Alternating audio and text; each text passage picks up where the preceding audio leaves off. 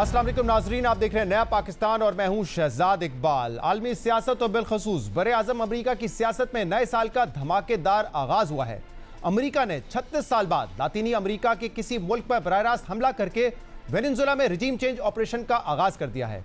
अमरीकी lead forces ने रात गए वेनेजुएला पर हैरानकुन हमला किया, जिसमें वेनेजुएला के सदर निकोलस मैडुरो और उनकी अहलिया को पकड़कर मुल्क से बाहर मुंतकिल किया गया और अब उनके खिलाफ अमरीका में मुकदमा चलाने का दावा किया जा रहा है। अमरीकी सदर डोनाल्ड ट्रंप ने इस हमले में वेनेजुएला के सदर की गिरफ्तारी की तस्दीक करते हुए फौजी कार्रवाई को अपनी फोर्सेस की शानदार कामयाबी करार दिया है, मगर दुनिया के मुख्तलिफ ममालिक और बैनुल-अक़वामी मीडिया इस नाकाबिले यकीन हमले के कानूनी जवाब पर सवालात उठा रहे हैं, क्योंकि अमरीका ने एक आज़ाद खुद मुख्तार रियासत पर हमला एक ऐसे वक्त में किया जब ना ही दोनों ममालिक हालत जंग में थे और ना ही यकतरफा कार्रवाई को अक़वाम मुत्तहिदा की हिमायत हासिल थी। अमरीकी फोर्सेज ने यह हमला कैसे मंतकी अंजाम तक पहुंचाया, वेनेजुएला के सदर को कहां से कैसे गिरफ्तार किया गया, कार्रवाई में दोनों तरफ कितना जानी नुकसान हुआ, इस हवाले से ट्रंप इंतजामिया ने अब तक कोई खास तफसीलात जारी नहीं की है, मगर बैनुल-अक़वामी मीडिया रिपोर्ट्स बताती हैं कि यह कार्रवाई वेनेजुएला के मकामी वक्त के मुताबिक तकरीबन 1:30 से 2 बजे तक जारी रही। अमरीकी फोर्सेज ने जेट तैयारों और जंगी हेलीकॉप्टर्स के जरिए रात गए दारुल हुकूमत कराकस समेत एरेगुआ, मिरिंडा और लागुएरा की रियासतों पर बैकवक्त हमले किए, जबकि अमरीकी ऑफिशियल ने रॉयटर्स को बताया कि अमरीका के एलीट फौजी दस्ते जमीनी कार्रवाई में सदर निकोलस मैडुरो और उनकी अहलिया को गिरफ्तार करके अपने साथ ले गए। फौजी और इंटेलिजेंस ऑपरेशन के अमरीकी माहिर ने CNN को बताया कि अमरीकी ऑपरेशन फोर्सेस की मुतासरकुन तेज रफ्तारी को जाहिर करता है, जिसमें कम अज कम 1 दर्जन हेलीकॉप्टर्स को अमरीकी फिजाया की मुकम्मल मुआवनत हासिल थी। सोशल मीडिया पर सामने आने वाले फुटेजेस में देखा जा सकता है कि इस कार्रवाई में अमरीकी हेलीकॉप्टर्स और जेट तैयारों ने वेनेजुएला के मिलिट्री बेस, बंदरगाह और साबिक सदर ह्यूगो चावेज के यादगार पर कैसे हमला किया, कैसे उसको निशाना बनाया। यह है वो मनाज़िर जो अमरीका की इराक और अफगानिस्तान में कार्रवाइयों की याद दिलाते हैं। बैनुल-अक़वामी मीडिया और आलमी मुबस्सिरीन इस हमले को इंतहाई हैरानकुन और वेनेजुएला के सदर की गिरफ्तारी को अनप्रेसिडेंटेड वाक़या करार दे रहे हैं, क्योंकि 1989 में जनूबी अमरीका के मुल्क पनामा के फौजी सरबराह का तख्ता उलटने के बाद अमरीका ने खित्ते के बाज़ ममालिक से मुखासमत के बावजूद लातीनी अमरीका में बराह रास्त फौजी मुदाखलत से गुरेज किया था, मगर सदर ट्रंप ने अपनी पहले दौरे सदारत की तरह हालिया दौर में भी सरेआम वेनेजुएला के सदर को धमकियां दी और खुद से इक़्तिदार छोड़ने का मुतालबा किया। और आज सदर ट्रंप ने बिल आखिर फौजी मुदाखलत के जरिए वेनेजुएला में सदर निकोलस मैडुरो का तख्ता उलट दिया है। अमरीकी हमले के वक्त दारुल हुकूमत कराकस में क्या सूरत हाल थी, अल जजीरा की नुमाइंदा ने आंखों देखा हाल बताया है। सबसे पहले ऐसा महसूस हुआ या यूं लगा जैसे कोई बहुत बड़ा ट्रक गुजर रहा हो या कोई बड़ा जहाज नीचे से परवाज कर रहा हो। फिर ऐसा महसूस हुआ जैसे जलजिला आ गया हो और फिर जैसा कि पहले बताया धमाके होने लगे। आसमान नारंगी रोशनी से जगमगाने लगा, आग के शोले उठने लगे। इस वक्त भी तैयारों की आवाजें सुनाई दे रही हैं, लेकिन चंद मिनट से कोई धमाका नहीं हुआ। खिड़कियां लरज रही हैं, हर कोई मुझे मुसलसल फोन कर रहा है, हम एक दूसरे को कॉल कर रहे हैं। मुल्क के बाहर और अंदर मौजूद लोग एक दूसरे से राब्ता कर रहे हैं, ये जानने के लिए कि क्या आप धमाके के करीब हैं, आप क्या देख रहे हैं। सब लोग हाई अलर्ट पर हैं। अभी तक किसी को वाज़ेह तौर पर मालूम नहीं कि क्या हो रहा है, लेकिन साफ नजर आ रहा है कि बमबारी हो रही है। ये वेनेजुएला के लिए एक गैर मामूली सूरत हाल है। इस कार्रवाई के कुछ ही घंटों बाद अमरीकी सदर डोनाल्ड ट्रंप ने सोशल मीडिया पोस्ट पर लिखा कि अमरीका ने वेनेजुएला और इसके लीडर पर बड़े पैमाने पर हमला किया है। वेनेजुएला के सदर और उनकी अहलिया को पकड़कर मुल्क से बाहर मुंतकिल कर दिया गया है। सदर ट्रंप ने लिखा कि यह ऑपरेशन अमरीकी कानून नाफिज करने वाले इदारों की हम आहंगी से किया गया है, जिसकी तफसीलात आना बाकी हैं। अमरीकी सदर पाकिस्तानी वक्त के मुताबिक रात 9 बजे इस मामले पर प्रेस कॉन्फ्रेंस करेंगे और इम्कान जाहिर किया जा रहा है कि इस प्रेस कॉन्फ्रेंस में वो ऑपरेशन से मुतालिक तमाम तफसीलात सामने रखेंगे। अहम बात यह कि अमरीका ने सदर मैडुरो पर नार्को स्टेट चलाने और इलेक्शन चुराने का इल्ज़ाम लगाया था। 2020 में न्यूयॉर्क की एक अदालत ने नार्को टेररिज्म और कोकेन की दरामद की साजिश के इल्ज़ाम पर सदर मैडुरो के खिलाफ फैसला सुनाया था, जिसके बाद अमरीकी हुकूमत इन पर $50 मिलियन की बाउंटी भी लगा चुकी है। दूसरी तरफ सदर मैडुरो अमरीका पर वेनेजुएला के वसाइल और बिलखसूस तेल पर कब्जे की कोशिश का इल्ज़ाम लगाते रहे, क्योंकि पूरी दुनिया में वेनेजुएला के पास तेल के सबसे ज़्यादा ज़खायर मौजूद है। अब अहम बात यह है कि अमरीका सिर्फ 1 से आधे घंटे के ऑपरेशन में वेनेजुएला के सदर और उनकी अहलिया को पकड़कर ले जा चुका है, लेकिन इसके बाद भी वेनेजुएला के हुकाम की जानिब से डटकर खड़े रहने और अमरीकी हमले को नाकाम बनाने के दावे किए जा रहे हैं। वेनेजुएला के वजीर व्लादिमीर पेड्रिनो ने इस हमले के बाद बयान दिया कि आज़ाद और खुद मुख्तार वेनेजुएला अपनी सरजमीन पर गैर मुल्की अफवाज की मौजूदगी को मुस्तरद करता है। अमन और शहरी हिफाजत के नायब सदर ने सिक्योरिटी फोर्सेस से खिताब करते हुए दावा किया कि अमेरिका इस कार्रवाई में सिर्फ जुज़वी अहदाफ हासिल कर सका है, क्योंकि अमेरिका अपने बमों और मिसाइलों के जरिए यह चाहता था कि हमारे शहरी खौफ और बुज़दिली से इधर उधर भागें, मगर ऐसा नहीं हुआ। जबकि वेनेजुएला की नायब सदर डेल्सी रोड्रिगेज ने अमेरिका से सदर मैड्यूरो और उनकी अहलिया की बाहिफाजत होने का सबूत मांगा है। दूसरी तरफ दुनिया के कई ममालिक की जानिब से अमरीकी हमले पर तनकीदी बयानात सामने आ रहे हैं। रूस ने इस कार्रवाई के बाद सलामती काउंसिल का हंगामी इजलास बुलाने का मुतालबा करते हुए कहा कि इसे वेनेजुएला के खिलाफ अमरीकी हमलों पर सख्त तशवीश है। अब जरूरी है कि मजीद कशीदगी को रोका जाए।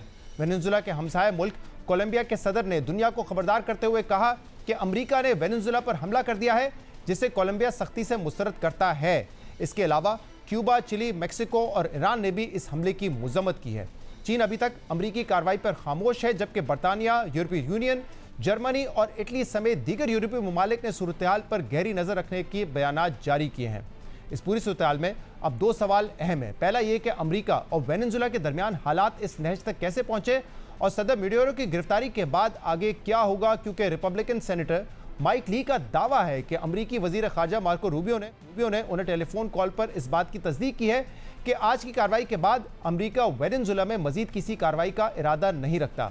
जबकि वेनेजुएला का आइन सदर की मुस्तकिल गैर मौजूदगी की सूरत हाल में इक़्तिदार नायब सदर को मुंतकिल करने की बात करता है, जिन्हें अगले 30 रोज में इलेक्शन करवाना लाजिम है। मगर वेनेजुएला की ऑपोजिशन को अमेरिका की खुली पुष्पनाई हासिल है और ऑपोजिशन का इल्जाम है कि सदर मैड्यूरो पिछले साल इलेक्शन में धांधली करके हुकूमत पर काबिज हुए थे, जबकि हुकूमत के असल हकदार गोंजालेस उरिटिया हैं, जो स्पेन में जलावतनी की जिंदगी गुजारें, जिन्हें हालिया नोबेल इनाम याफ्ता मारिया कोरेना की हिमायत भी हासिल है। और खदशा यह जाहिर किया जा रहा है कि अगर अमेरिका आने वाले दिनों में रिजीम चेंज की कोशिश करता है तो इक़्तिदार इन्हीं दोनों रहनुमाओं में से किसी एक को मुंतकिल किया जा सकता है। और दिलचस्प बात यह है कि दोनों रहनुमा अमरीकी हमले के बाद अभी तक खामोश हैं।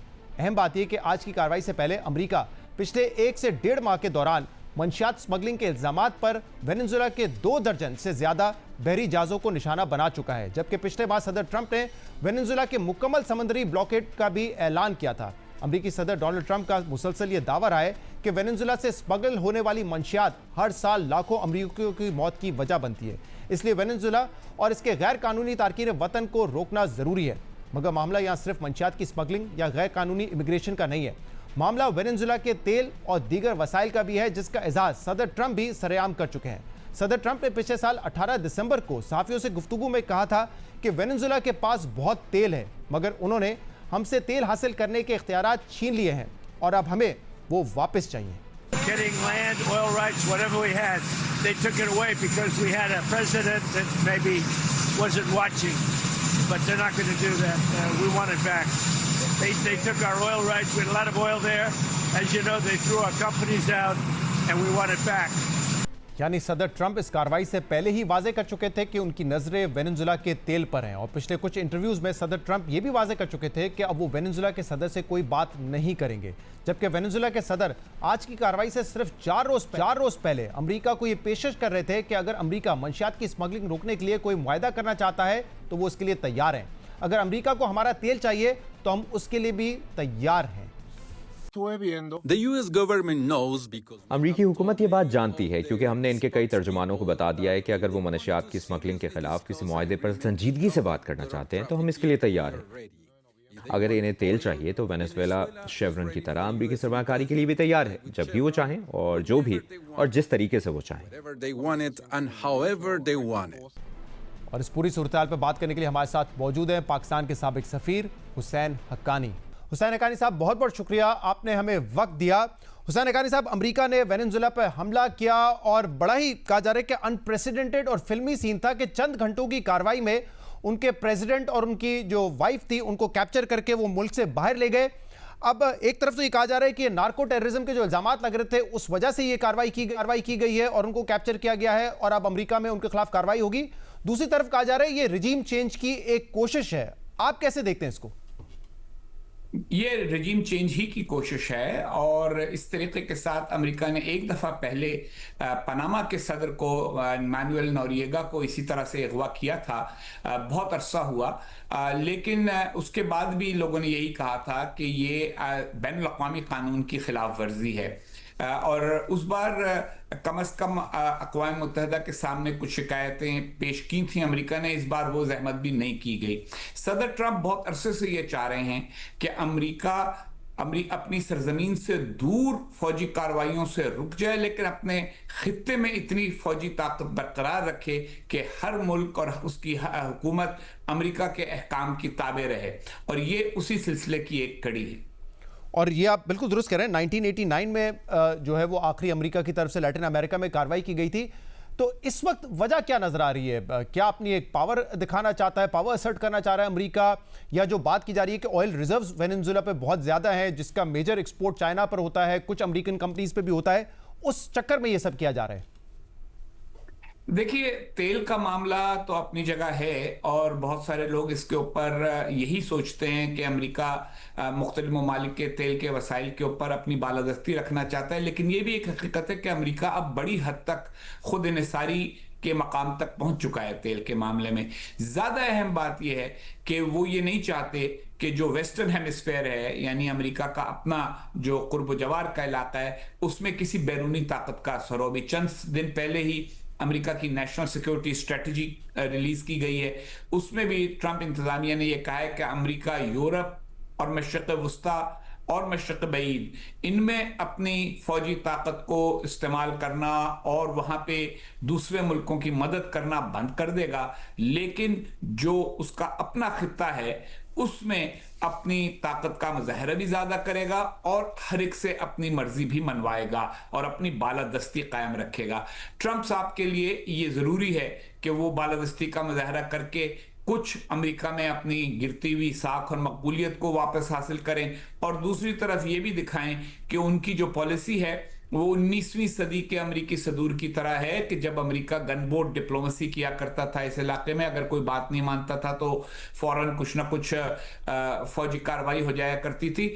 और वो दिखाना चाहते हैं कि अपने अड़ोस पड़ोस में वो मुखालफत बर्दाश्त नहीं करेंगे। लेकिन आप ही की बात से ये सवाल निकलता है कि क्या इससे डोनाल्ड ट्रंप को उनकी मकबूलियत में इजाफा होगा? क्योंकि वो तो अपने आप को पिच करते रहे कि मैं तो जंगें रुकवाता हूं, 7, 8, 9 जंगें गिनवाते हैं जो मैंने रुकवाई हैं। तो क्या उससे उनको फायदा होगा या नुकसान होगा? ये अच्छा सवाल है, क्योंकि इस पर मैं भी गौर कर रहा था आपके प्रोग्राम में आने से पहले, और मैं यही सोच रहा था कि वो इन दो मुतजाद मकासद को कैसे हासिल करेंगे। एक तरफ वो अपने आप को ताकतवर और मजबूत दिखाना चाहते हैं, दूसरी तरफ वो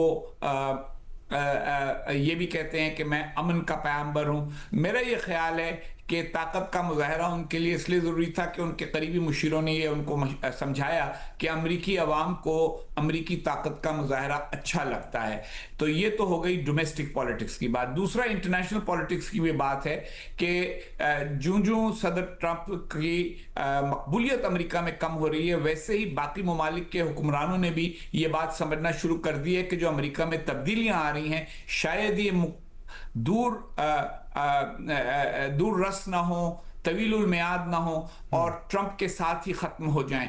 इसलिए वो ये भी दिखाना चाहते हैं कि वो ऐसी पॉलिसियों पर अमल दरामद कर रहे हैं, वो ऐसे इक़दाम करने को तैयार हैं जो उनसे पहले अमरीकी सदूर ने नरम तरीके से किए। क्योंकि आप देखिए वेनेजुएला में रजीम चेंज की कोशिश सदर बुश के ज़माने से हो रही है, तो इसलिए इस बार उन्होंने कहा कि मैंने मामला ही ख़त्म कर दिया, बजाय इसके कि वहाँ जुलूस निकलवा कर और जलसे करवा के और वहाँ के अपोजिशन के लीडर को अमेरिका बुला के उसकी पजीराई करके वहाँ रजीम चेंज कराई जाए। मैंने तो फौजी भेज के और रजीम चेंज करा दी। तो वो इसका भी मुजाहरा करना चाहते हैं कि वो बाज ऐसे मकासद जो अमेरिका हासिल करने में माजी में नाकाम रहा है उनको दूसरे तरीके के साथ हासिल करके दिखा सकते हैं। और हुसैन हक्कानी साहब, अगर आप इस बात से मुत्तफिक हैं कि ये एक रजीम चेंज की कोशिश है, तो अब अमेरिका आगे जाके कंट्रोल कैसे करेगा वेनेजुएला को? इराक की तरह इन्वेड करने का तो ऑब्वियसली इरादा नहीं लगता, क्योंकि उनकी तरफ से कहा गया अमेरिका की तरफ से कि अब कोई फर्दर एक्शन वहां पर नहीं होगा। तो क्या कोई प्रॉक्सी गवर्नमेंट, कोई प्रॉक्सी लीडर के जरिए वेनेजुएला को जो है कंट्रोल करने की कोशिश की जाएगी? देखिए, अमेरिका के पास वेनेजुएला की क़यादत का एक हिस्सा हमेशा से रहा है उनके साथ, और पिछले चंद इंतखाबात के मौके पर हमेशा ये हुआ है कि एक उम्मीदवार को अमेरिका का हामी समझा गया है, जबकि माडुरो और उनसे पहले जो सदर थे उन दोनों को ये समझा गया कि वो अमेरिका के मुखालिफ हैं। लेकिन अब शायद अमेरिका की जो खुफिया इदारे हैं उन्होंने ये इंतज़ाम कर रखा हो कि जो अपोजिशन है वो किसी न किसी तरीके के साथ इक़्तिदार संभाल लेगी। यानी कि जो अपोजिशन लीडर उनकी, जिनको नोबेल भी मिला था, आपके ख्याल में अब उनका इक़्तिदार में आने का इम्कान बढ़ गया है?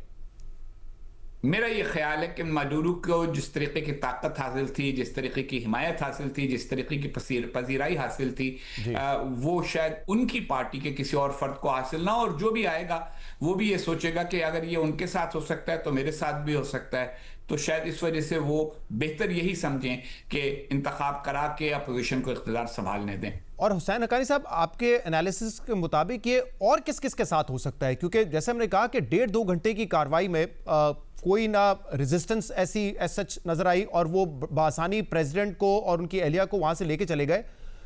कोई और ममालिक भी क्या इस वक्त ये खतरा फील कर रहे होंगे? आई नो ईरान की सिचुएशन बिल्कुल डिफरेंट है, लेकिन कल आपने देखा होगा डोनाल्ड ट्रंप ने ईरान के हवाले से भी कहा कि जो मुजाहिरीन वहां पे इस वक्त प्रोटेस्ट कर रहे हैं, अगर उनके खिलाफ हुकूमत ने कोई कार्रवाई की तो फिर अमेरिका उनके दिफा में आएगा। तो ईरान या किसी और मुल्क को भी आपको लगता है कि अब अमेरिका से ये खतरा है कि वो घुस के अंदर मदाखलत करके कार्रवाई कर सकते हैं वहां पर? देखिए, इस किस्म की कार्रवाई अमेरिका के जो करीबी जोग्राफियाई तौर पर करीब मुल्क हैं उनमें तो करना निस्बतन आसान है, बईद मुल्कों में इतना आसान ना हो।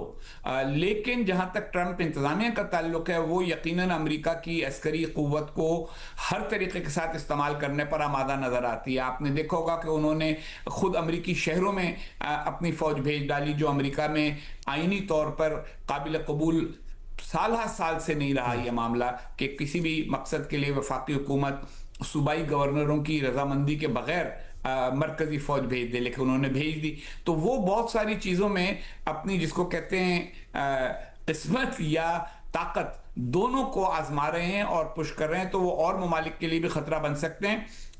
मगर मेरा ये ख्याल है कि जो अमेरिका के जोग्राफियाई तौर पर करीब ममालिक हैं उनको ज़्यादा खतरा होगा बनिस्बत दूर जो जोग्राफियाई तौर पर दूर ममालिक हैं। बहुत बहुत शुक्रिया। पाकिस्तान के साबिक सफ़ीर हुसैन हक्कानी साहब मौजूद थे, वेनेजुएला की सूरत हाल पर अपना तजिया पेश कर रहे थे।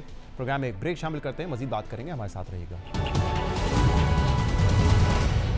Welcome back. साल 2024 और साल 2025 की तरह इस साल के आगाज में भी पाकिस्तान स्टॉक मार्केट में बुलिश ट्रेंड नजर आ रहा है। साल 2024 में स्टॉक मार्केट में 84% का गेन देखा गया था, जबकि 2025 पे भी स्टॉक मार्केट में 51% का इजाफा रिकॉर्ड किया गया है। और इस साल के आगाज में 100 इंडेक्स 5000 पॉइंट इजाफे के बाद 1,79,000 पर पहुंच गया है। और पिछले माह स्टेट बैंक ऑफ पाकिस्तान की जानिब से शरह सूद में 50 बेसिस पॉइंट्स की कमी की गई थी।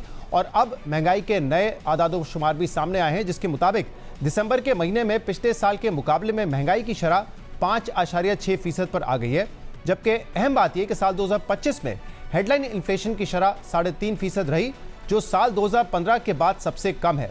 जबकि कोर इन्फ्लेशन 7.9% देखी गई। महंगाई की शरह में कमी के साथ हुकूमत का दावा है कि जीडीपी ग्रोथ में भी बेहतरी नजर आ रही है। इदारा शुमारियात की जानिब से जारी किए गए आदाद शुमार के मुताबिक माली साल 2026 के पहले क्वार्टर में जीडीपी ग्रोथ 3.71% रही, जिसकी बड़ी वजह सनती शोबे में 9.4% इजाफा है। अब दिलचस्प बात यह है कि इस क्वार्टर में जो हुकूमत का दावा है वो ये है कि जीडीपी ग्रोथ 3.71% रही है, लेकिन इससे पिछले क्वार्टर यानी कि साल 2025 के आखिरी क्वार्टर में हुकूमती आदाद शुमार के मुताबिक जीडीपी ग्रोथ 6.17% थी। यानी अगर हुकूमत का दावा है कि अब माशी बेहतरी आ रही है तो फिर एक क्वार्टर में जीडीपी ग्रोथ में इतनी कमी कैसे हो गई? इसीलिए हुकूमत ने जो 2025 के आखिरी क्वार्टर में 6.17% की ग्रोथ दिखाई थी, उस पर कई सवालात उठ रहे थे। इसके अलावा एफबीआर की जानिब से रवा माली साल के इब्तिदाई 6 माह में 6,490 अरब रुपए टैक्स का हदफ मुकर्रर किया गया था, मगर इस दौरानिये में एफबीआर अपने हदफ से कम यानी 6,154 अरब रुपए टैक्स हासिल करने में कामयाब हुआ है। यानी रवा माली साल के इब्तिदाई 6 माह में एफबीआर को तकरीबन 330 अरब रुपए टैक्स शॉर्टफॉल का सामना है। इसी तरह रवा माली साल के 6 माह में तिजारती खसारा 19 अरब डॉलर से तजावज़ कर चुका है। रवा माली साल में जुलाई से दिसंबर तक बरामदात में 8.7% की कमी देखी गई है वहीं इसी दौरानिये में दरामदाद में तकरीबन 11.3% का इजाफा रिकॉर्ड किया गया है, जबकि दिसंबर 2024 के मुकाबले में दिसंबर 2025 में बरामदाद में 20% की कमी और दरामदाद में 2% का इजाफा हुआ है।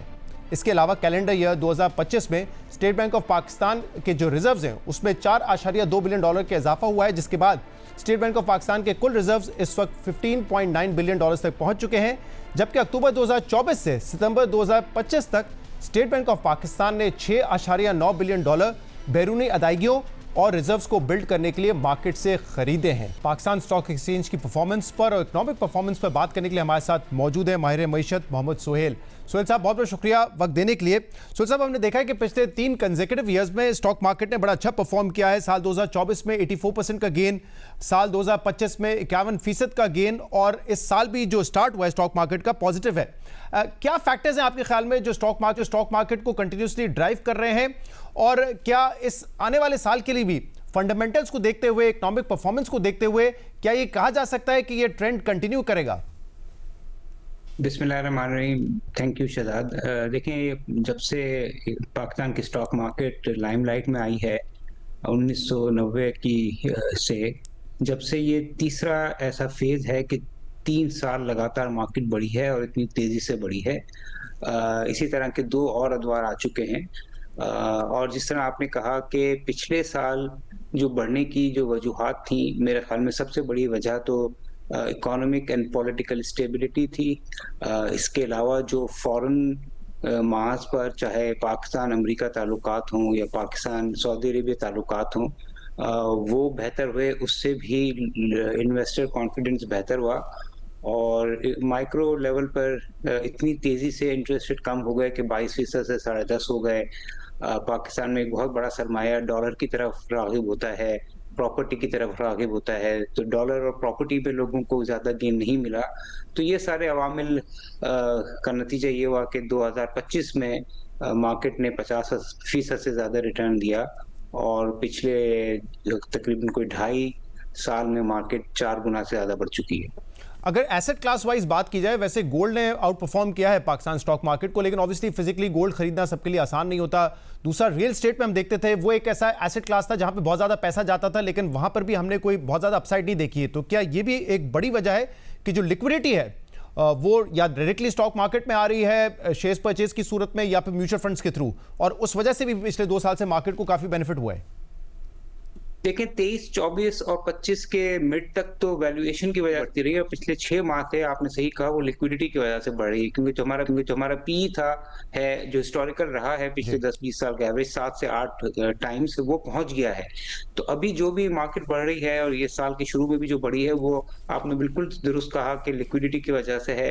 क्योंकि देखिए, जो ऑफिशियल डिक्लेयर्ड पैसा होता है और जो इंस्टीट्यूशन का होता है, वो ना क्रिप्टो में जा सकता है, ना गोल्ड में जा सकता है, ना सिल्वर में जा सकता है और काफी हद तक प्रॉपर्टी में भी नहीं जा सकता ऑफिशियल जो इंस्टीट्यूशन का है। अलबत्ता जो फैमिली ऑफिसेज है, हाई नेटवर्थ है, वो प्रॉपर्टी में एक जमाने में बहुत बड़े पैमाने पे इन्वेस्टमेंट करते थे, मगर जब से हुकूमत ने प्लॉट्स वगैरह पे जो टैक्सेशन का निज़ाम लाए हैं कि वो अनप्रोडक्टिव एसेट है, उसका फायदा प्रोडक्टिव एसेट्स को, प्रोडक्टिव क्लासेस को हुआ है और इसका नतीजा ये हुआ है कि ज्यादातर पैसा जो है अभी स्टॉक मार्केट ही की तरफ आ रहा है और कुछ मनी मार्केट का भी पैसा इंटरेस्ट रेट गिरने की वजह से यहाँ पर आ चुका है।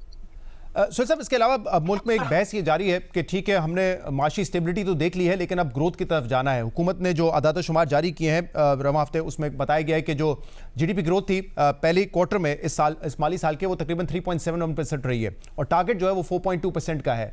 IMF या वर्ल्ड बैंक वो समझते हैं कि शायद जो प्रोजेक्शंस है हमारी वो ठीक नहीं है और शायद ग्रोथ 3.5% के आसपास रहेगी। आपके ख्याल में we need to change something, जो ये डिबेट है कि हमें ग्रोथ की तरफ तेजी से जाना है ताकि एम्प्लॉयमेंट क्रिएट हो मुल्क में?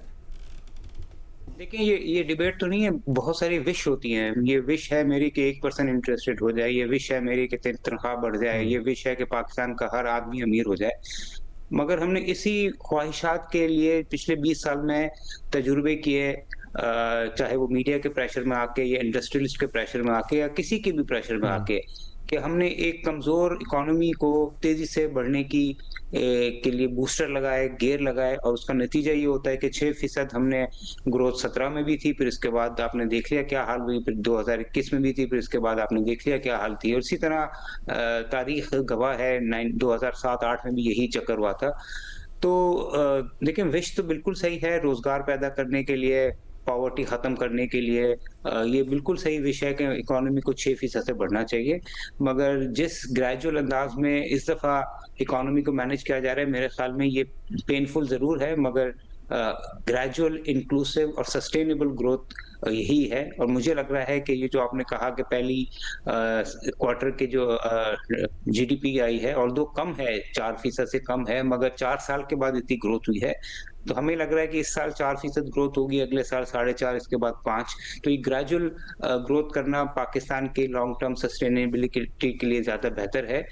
डिस्पाइट द फैक्ट कि ये बहस बिल्कुल वजह है कि रोज़गार पैदा करने के लिए हमें 6% से ग्रो करना चाहिए, मगर 6% से ग्रो करने के लिए मुल्क में वो रिज़र्व, वो मसल्स, वो बेस होनी चाहिए जो अनफॉर्चुनेटली अभी नहीं है। और सोहेल साहब ये कितना कंसर्निंग है कि जो हमारे एक्सपोर्ट्स के नंबर आए हैं दिसंबर 2025 के, उसमें 20% की कमी है। दूसरी तरफ हम देख रहे हैं कि हमारे इंपोर्ट्स जो हैं वो कंसिस्टेंटली $6 बिलियन के आसपास है और हमारा ट्रेड डेफिसिट ऑलरेडी 6 महीने में $19 बिलियन का हो चुका है। ये कितना कंसर्निंग है? बिकॉज ऑब्वियसली जो भी हुकूमत आती है वो ये कहती है हमें एक्सपोर्ट्स बढ़ाने हैं। अभी भी इस हुकूमत के प्लान्स आपने सुने होंगे कि हमें $60 बिलियन तक लेके जाने एक्सपोर्ट्स को, लेकिन हम कमी देख रहे हैं। इसकी वजह क्या है और कितनी तशवीश की बात है ये? देखिए कंसर्निंग तो है क्योंकि पिछले साल थोड़ी सी एक्सपोर्ट्स में हमें गुड्स एक्सपोर्ट्स में बेहतरी नजर आई थी, सर्विस एक्सपोर्ट तो काफी अच्छी थी। मगर इस साल थोड़ा सा सेटबैक है। बट ये जो नंबर्स आ रहे हैं पाकिस्तान ब्यूरो ऑफ स्टैटिस्टिक्स के, आपको पता है कि कोई नया सॉफ्टवेयर आया है जिसकी वजह से बड़ी डिस्क्रिपेंसी आ गई है इस डेटा में और सेंट्रल बैंक के। तो मेरे ख्याल में बेहतर ये है कि स्टेट बैंक का भी दिसंबर का नंबर आ जाए और हम उसको देख लें। मगर इसके बावजूद भी जो गुड्स एक्सपोर्ट्स हैं वो तवक्कुआत से काफी स्लो बढ़ रही हैं और जिसके चैलेंजेस आई थिंक हुकूमत को भी पता है और मुझे लगता है कि अगले बजट में शायद उसको एड्रेस किया जाएगा। वो है एनर्जी की प्राइसेस और टैक्सेशन। दूसरी जानिब मेरे ख्याल में अभी हमको थोड़ा सा अपने ट्रेडिशनल माइंडसेट से निकलना चाहिए। हमने जब से पैदा हुए हैं टेक्सटाइल एक्सपोर्ट और एक्सपोर्ट्स की बात की है। एक बहुत बड़ा एक्सपोर्ट सेगमेंट है सर्विसेज का। अगर देखें, अगर हमने 18 अरब की टेक्सटाइल एक्सपोर्ट्स कर दी तो ये कोई कहता है इसमें 12 बिलियन का इंपोर्ट है, कोई कहता है 14 बिलियन का है। तो 5-6 बिलियन से ज्यादा एक्सपोर्ट नहीं है टेक्सटाइल की, जिसके लिए हमने पिछले 75 साल तक सब्सिडीज दी, कॉर्पोरेट टैक्स माफ किया। जो सिर्फ सर्विस एक्सपोर्ट्स है पाकिस्तान की आज की तारीख में वो $10 बिलियन, $11 बिलियन हो गए, जो 15% से बढ़ रही है। आईटी एक्सपोर्ट 20% से बढ़ रही है। तो एक्सपोर्ट्स, गुड एक्सपोर्ट्स में सेटबैक जरूर है मगर उसका कुछ पार्शियल कंपनसेशन हमें जरूर मिल रहा है सर्विसेज एक्सपोर्ट से। मगर फिर भी जिस रफ्तार से गुड्स एंड सर्विस एक्सपोर्ट बढ़ रही है वो इतना ज्यादा सेटिस्फैक्टरी नहीं रहा। सोहेल साहब, और जब भी हम देखते हैं कि एक्सपोर्ट्स स्टैग्नेंट होती हैं, उसमें डिक्लाइन नजर आता है, तो एक और बहस शुरू हो जाती है डॉलर रुपी पैरिटी के हवाले से। और अभी भी बहुत सारे सनतकार हैं जो समझते हैं कि एक्सपोर्ट्स बढ़ाने के लिए हमें रुपी को डीवैल्यू करने की जरूरत है। और वैसे तो हम देख रहे हैं कि पिछले 1.5-2 साल से जो डॉलर है वो 280 के आसपास है, उसमें हमने कोई इजाफा या गिरावट नहीं देखी है। और ऐसा नहीं है कि माजी की तरह स्टेट बैंक ऑफ पाकिस्तान जो है वो डॉलर पंप करके मार्केट को स्टेबल रख रहा है। इनफैक्ट अगर डेटा देखा जाए तो 2024 अक्टूबर से लेकर सितंबर 2025 तक स्टेट बैंक ऑफ पाकिस्तान ने $7 बिलियन के करीब मार्केट से डॉलर परचेज किए हैं। तो आप समझते हैं कि इस आर्ग्यूमेंट में कोई वजन है कि रुपी को डीवैल्यू करके एक्सपोर्ट्स को बढ़ाना चाहिए? देखिए इसमें 3 पहलू हैं शहजाद। एक तो ये है कि मार्केट बेस्ड, और उसका आपने ही जवाब दे दिया। अगर ये मार्केट बेस्ड होता तो ये 275 हो जाता है, 270 हो जाता, क्योंकि स्टेट बैंक फिर खरीदता नहीं। स्टेट बैंक कहता है ठीक है मैं भी नहीं खरीद रहा, मार्केट बेस्ड करते हैं, जिसको इंपोर्टर खरीद ले एक्सपोर्टर बेच ले। तो अगर स्टेट बैंक हट जाए तो ये तो रुपी स्ट्रांग हो जाए। दूसरा आर्ग्यूमेंट है रेयर का। अच्छा देखें, रेयर हमारे यहाँ ऑन एन एवरेज जो है वो 105 रहा है और ये कहा जाता है कि 95 से 105 तक तो मैनेजेबल है, उसके 95 से नीचे भी नहीं होना चाहिए, 105 से ऊपर भी नहीं होना चाहिए। तो वो 103-104 है। तो ये थोड़ा सा यहाँ से प्रेशर जरूर है। मगर हमें एक चीज को अब ये भी देखना है कि हम ये तो कह रहे हैं कि डॉलर रुपी पैरिटी पिछले साल स्टेबल रही, बट ये देखें कि पाकिस्तानी करेंसी यूरो के मुकाबले में 8-9% और पाउंड के मुकाबले में 12-13% गिर गई है। या इन अदर वर्ड्स ये कह लें कि जो डॉलर इटसेल्फ जो है वो अमेरिका में 9% गिर गया है। तो पाकिस्तानी रुपया स्टेबल रहने के बावजूद जो मेजर करेंसीज है उसके अगेंस्ट 9% गिर गया है। तो मेरे ख्याल में ये इतना कॉज ऑफ कंसर्न नहीं है, चूंकि पाकिस्तान में लॉबीज हमेशा स्ट्रांग होती हैं। तो एक लॉबी चाहती है कि उनके डॉलर जो पड़े हुए हैं पिछले 2 साल से उसकी वैल्यू नहीं बढ़ रही है तो वो 320 हो जाए। एक लॉबी है जो समझती है कि डॉलर, तो आई थिंक इसके बरक्स हमें देखना चाहिए डिमांड सप्लाई डायनामिक्स को, हमें ग्लोबल डॉलर के ट्रेंड को देखना चाहिए और रेयर को देखना चाहिए। तो इन तीनों के तनाजुर में मुझे नहीं लगता कि कोई बहुत बड़ा डिवैल्यूएशन होने लगा है। 2, 4, 5 रुपए अगर डिवैल हो गया अगले 6-12 माह में तो दैट वुड बी इनफ। बहुत बहुत शुक्रिया, बहुत बहुत शुक्रिया। मोहम्मद सोहेल साहब हमारे साथ मौजूद थे, प्रोग्राम में करेंगे, मजीद बात करेंगे इसके बाद। Welcome back. कल रात कराची में इंसानी लाशें मिलने का एक दिलखराश वाकया सामने आया था, जिसमें माइकोलाची रोड पर फाटक के करीब एक मैनहोल से पुलिस को 4 अफराद की लाशें मिली थी, जिनमें 2 लाशें खवातीन की थीं जबकि 2 लाशें नौउम्र लड़कों की थी। अहम बात यह कि आज शाम तक इन लाशों की शनाख्त पुलिस के लिए एक मुअम्मा बनी हुई थी, क्योंकि पुलिस को तलाश डिवाइस और नादरा के फिंगरप्रिंट्स रिकॉर्ड से लाशों की शनाख्त में कोई कामयाबी नहीं मिल सकी थी और ना ही इन लाशों का कोई वारिस सामने आया था। लेकिन अब से थोड़ी देर पहले इस केस में एक बड़ी पेशरफ सामने आई है और इन 4 लाशों की शनाख्त हो गई है। पुलिस हुकाम के मुताबिक माइकोलाची रोड पर मैनहोल से मिलने वाली लाशों के वर्सा सामने आ गए हैं। डीआईजी साउथ सैयद असद रजा के मुताबिक अनिला नामी खातून और उसकी 3 बच्चों की है और खातून के रिश्तेदारों से पुलिस का राब्ता हो गया है। खातून का शौहर घर से गायब है, जिसे तलाश किया जा रहा है। अनिला नामी खातून खारादर की रहायशी थी और न्यू ईयर नाइट पर बच्चों के हमरा अपने घर से निकली थी और फिर लापता हो गई थी। पुलिस हुकाम के मुताबिक खातून की बहन ने पुलिस से राब्ता करके लाशों की शनाख्त की है। अहम बात यह कि कल रात पुलिस को माइकोलाची रोड के इलाका मकीनों और कचरा चुनने वाले एक शख्स के जरिए इत्ला मौसूल हुई थी कि मैनहोल में 4 अफराद की लाशें पड़ी हैं, जिन्हें पुलिस ने जाए वक़ूअ पर पहुँच के अपनी तहवील में ले लिया था और उनकी शनाख्त और मौत की वजूहात का तयन करने के लिए ज़ाब्ते की कार्रवाई शुरू कर दी थी।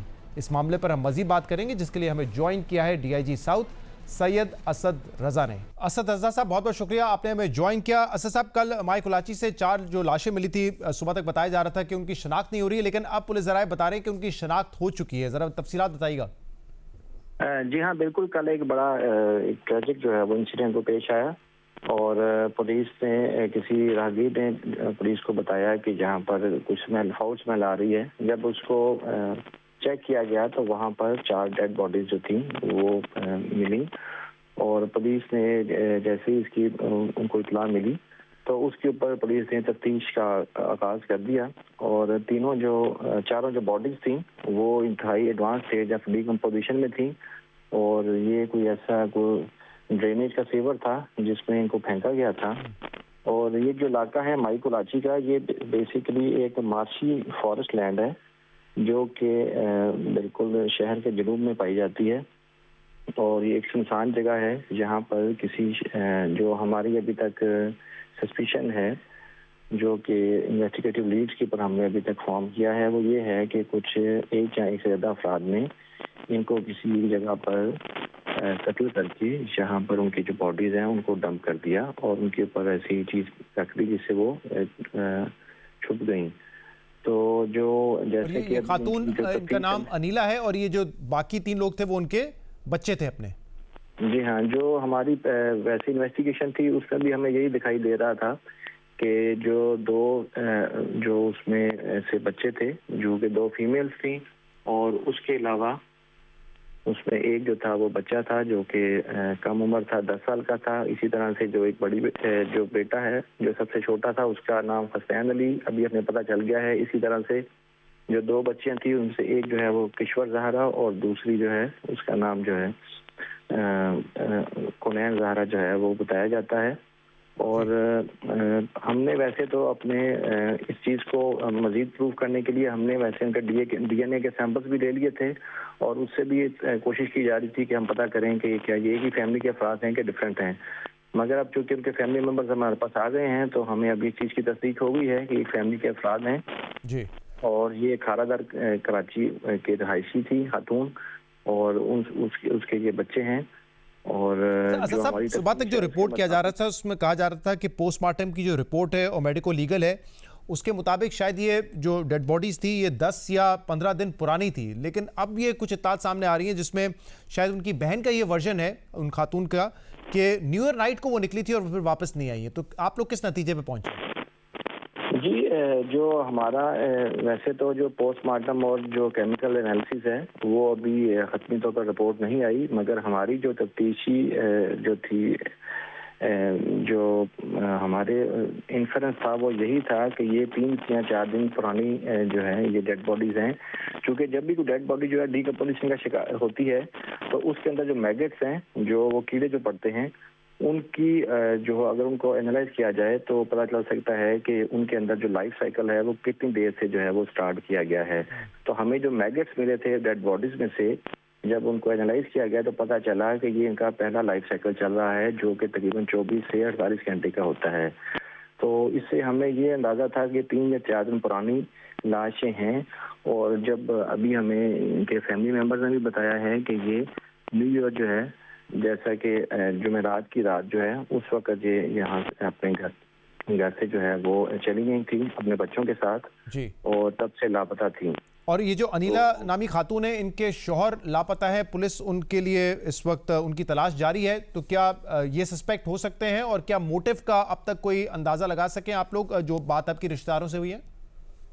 जी, जैसे कि जो बॉडीज को जिस तरह से बुरी तरह से उनको हलाक किया गया और इंतहाई ब्लंट फोर्स ट्रॉमा था, तो उसमें ऐसा ही दिखाई देता है कि ये कोई जाती रंजिश या फिर कोई ऐसा ऑनर से रिलेटेड कोई ऐसा क्राइम दिखाई दे रहा है। ऑनर किलिंग का मामला है। और उसके लिए जी हाँ, उसके लिए फिर हमने जो है वो जो इसका जो लाइकली अभी तक हमारे पास सस्पेक्ट है, वो जो खातून है उनका जिनके साथ ये ताल्लुक था, उसको हम तलाश कर रहे हैं।